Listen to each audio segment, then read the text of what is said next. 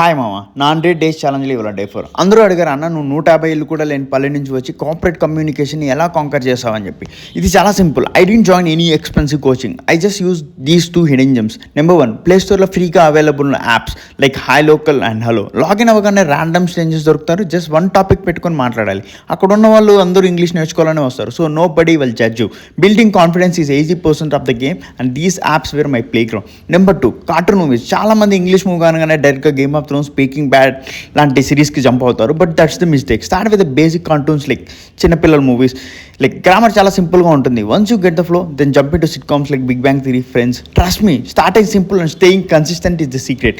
ఇవి నేర్చుకున్న తర్వాత నా లైఫ్లో biggest turning point pure strategy డొమ్మా. నేను గ్రోత్ మార్కెటింగ్లో ఎలా జాబ్ కొట్టానో, నా లింక్డ్ఇన్ ప్రొఫైల్ని ఎలా ఆప్టిమైజ్ చేశానో, ఆ జాబ్ హంటింగ్ స్ట్రాటజీ ఏంటో రేపు డే 5 వీడియోలో క్లియర్గా రివీల్ చేస్తాను. Because that strategy is total game changer for freshers. Content నచ్చితే ఇప్పుడే ఫాలో అవ్వండి. రేపు కలుద్దాం.